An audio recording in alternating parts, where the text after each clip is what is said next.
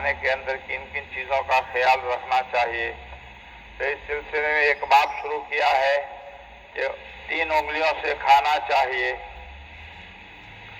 اور ہاتھ دھونے سے پہلے انگلیوں کو چاٹ لینا یہ بھی مناسب ہے تاکہ انگلیوں کے اوپر کوئی لقمہ وغیرہ لگا ہو تو وہ صاف ہو جائے۔ آج ایک حدیث بیان کر رہے ہیں مسلم شریف کی،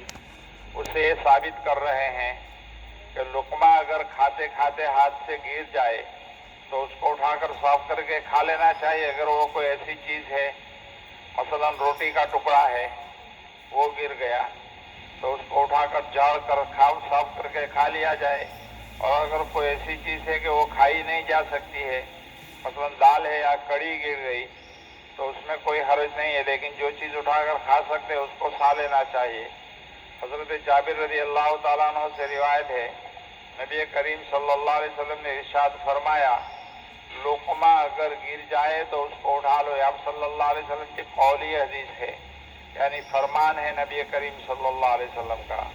اور جو کچھ گرد و غبار اس کو لگا ہے اس کو صاف کر لو۔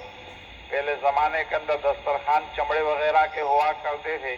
تو اگر اس کے اوپر کوئی گرد و غبار وغیرہ لگ جائے تو اس کو صاف کر لو، شیطان کے لیے نہ چھوڑو۔ اور کھانے سے فارغ ہونے کے بعد رومال سے ہاتھ نہیں پوچھو، یہاں تک کہ انگلیوں سے اس کو چاٹ لو، اس لیے کہ معلوم نہیں کہ کھانے کے کون سے حصے میں برکت ہے۔ مسلم شریف کی دوسری حدیث، وہ بھی حضرت جابر رضی اللہ تعالیٰ عنہ کے راوی ہے، ارشاد فرمایا نبی کریم صلی اللہ علیہ وسلم فرماتے ہیں شیطان تمہاری ہر چیز میں حصہ لگانے کے لیے تمہارے پاس آ جاتا ہے۔ شیطان کی عادت یہ ہے کہ ہر چیز میں انسان کی جو وہ کرے اس میں حصہ لگائے اپنا، وہ صاف آ جاتا ہے، یہاں تک کہ کھاتے وقت بھی وہ تمہارے پاس آتا ہے۔ لہذا جب کوئی لقمہ گر جائے تو اس پر سے مٹی وغیرہ کو صاف کرے پھر اس کو کھا لیا کرو۔ پہلے تو یہ کہ جب کھانے کے لیے بیٹھتے ہیں تو شیطان قریب میں منڈلاتا رہتا ہے، جب کھانا کھانے والا بسم اللہ پڑھ لیتا ہے تو وہاں سے بھاگ جاتا ہے تو یہاں میرا حصہ نہیں ہے۔ پھر اگر لقمہ گر جائے تو وہ دیکھتا رہتا ہے کہ لقمہ گر گیا، اس کو اٹھا کر اگر بندے نے صاف کر کے کھا لیا تو شیطان بھاگ جاتا ہے، ورنہ شیطان وہ اٹھا کر کھا لیتا ہے۔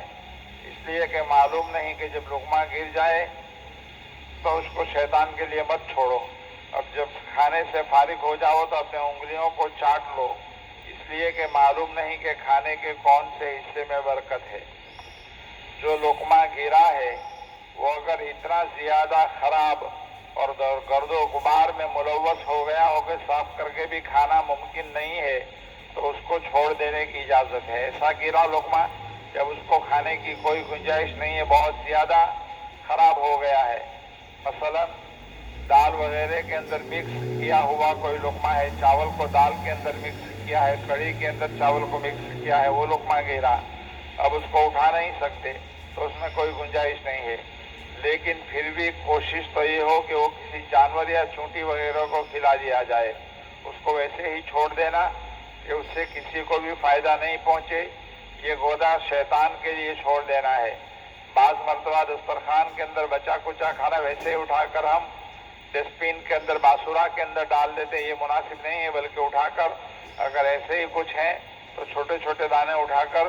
جانور کے لیے، چونٹیوں کے لیے کہیں الگ سے رکھ دینا چاہیے۔ اس لیے حضور اکرم صلی اللہ علیہ وسلم نے ان چیزوں سے منع فرمایا ہے کہ ان کو کہیں ویسے ہی چھوڑ دیا جائے، یا کوئی ایسی چیز گری ہے جس کو اٹھا کر کھا لینا ممکن ہے نہیں، جیسے شوربہ گر گیا تو اس کو کیسے اٹھایا جا سکتا ہے،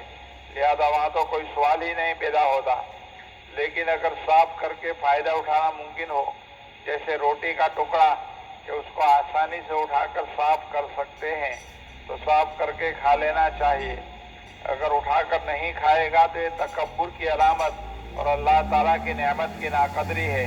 اٹھا کر نہیں کھائے گا تو یہ بندے کے دل میں کتنا تکبر ہے، یہ گرا ہوا اٹھا کر کھانا پسند نہیں کرتا ہے، اور یہ اللہ تعالیٰ کی نعمت ہے، ہر دانہ اللہ کی بڑی نعمت ہے، اس کی قدردانی کرے، اس کو نہیں اٹھانا گویا اللہ تعالیٰ کی نعمت کی ناقدری ہے، گویا اس کو شیطان کے لیے چھوڑ دینا ہے تو پھر اس میں برکت نہیں رہے گی۔ اللہ تعالیٰ ہمیں نبی کریم صلی اللہ علیہ وسلم کے فرامین پر زیادہ سے زیادہ عمل کرنے کی توفیق عطا فرمائے۔ سبحان اللہ و بحمدہ سبحانک اللہ